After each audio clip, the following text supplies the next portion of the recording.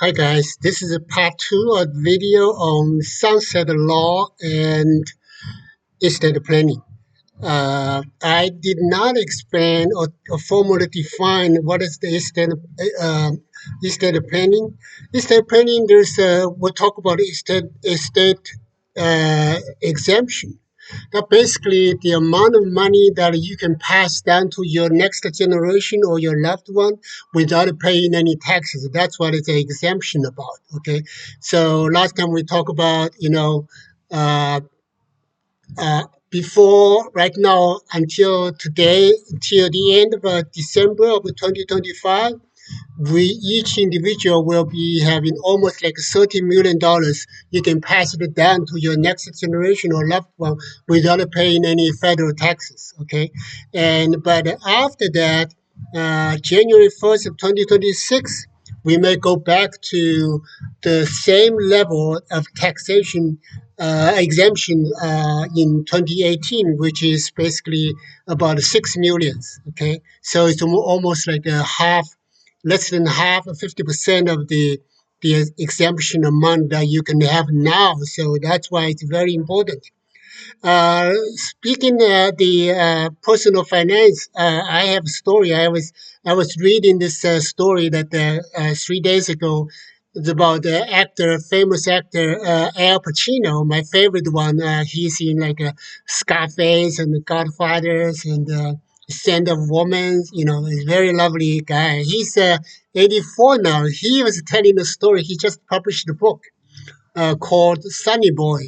And then in the book, he tells his personal story that once he had like $50 million and then it went down to zero. He was broke. And then that's the thing that, I think that some Chinese in Taiwan, they're saying that if you don't take care of money, money won't take care of you. So, 你不理财，财不理你. I think it's a pretty good summary. But anyway, Al Pacino is one of the cases, one of the celebrities who doesn't know that does not willing, is not will, is not willing, or is not good at taking care of money. So people are taking advantage of him. So basically, he was telling us that he only has two cars, but he ended up paying six cars, and is also paying like 23 mobile phones. He only have one, right? So people are taking advantage of him, and also he is a personal accountant who is actually runs a Ponzi scheme and then stealing money and then put into jail. So that's what I think that everybody needs to do the estate planning. Okay, you may not have that much money, but you have to do the planning. So let's talk about what are the vehicles. By the way, let's talk about this. Why do we have a sunset law? This sunset law is actually it's kind of an experimentary. The law is set up, and they didn't know, the lawmakers, the Congress did not know whether the law is necessary or last forever.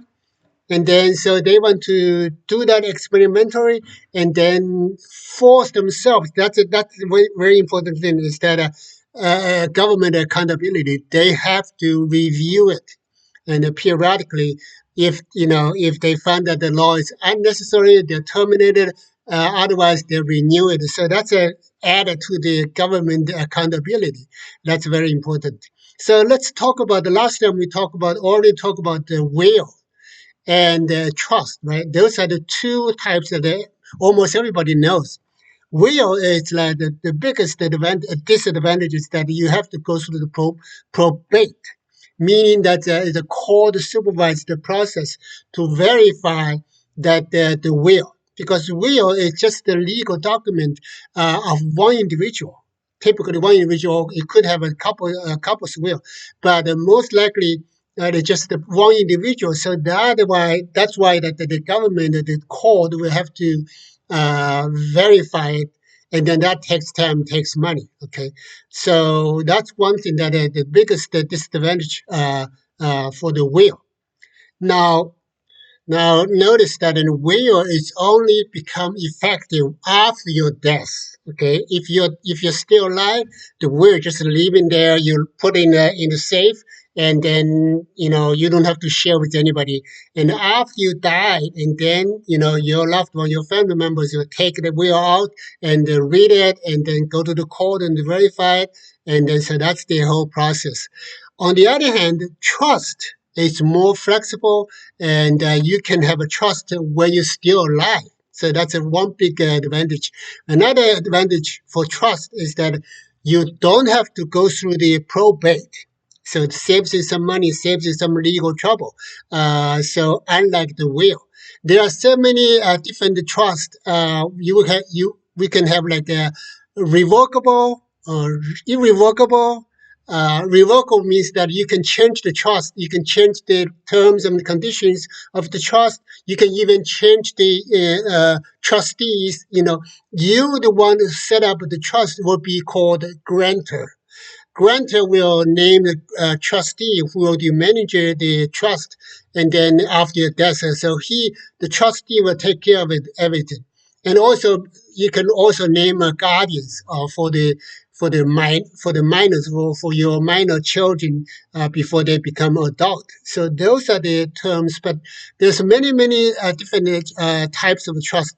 The biggest advantage is no, you don't have to go through the probate. The other thing is that in the trust, we have something. There are two kinds of trust that I want to emphasize. One is called living trust. Another is testamentary trust. Living trust is established when you are still alive, when the grantor is still alive, right? So that's a very important thing. However, testamentary trust is only established as part of a will. In the will, the guy will say, the grantor may say, okay, after my death, please set up a trust. I will leave my property, my asset to that trust. However, the bad news is that that's why it's very important for you to do the trust when you're still alive. If you do the trust in the will, that trust can only be established after your death. In that case, you have to go through the probate process. That's, like I said, it's a pain in the ass. So it's very important for you to know the difference. There's another thing called a living will. That's also confusing, but living will, living trust, that sounds so much the same, but they're not. Living will is like, think about the president, former president Jimmy Carter. He is still alive. He can have a living will. That has nothing to do with the how to divide, how to split his asset or property after his death. It's more about the medical treatment. He basically, living will basically specify that if I'm unable to take care of myself, if I lost my ability to speak or to make decisions, put me on the artificial respiratory system, basically the artificial lungs, right? Put me on their feeding tubes, so that the hospital will read your living will, and they will understand that, okay, you want to be put on a feeding tube, you want to be put on the artificial lung. But otherwise, you can say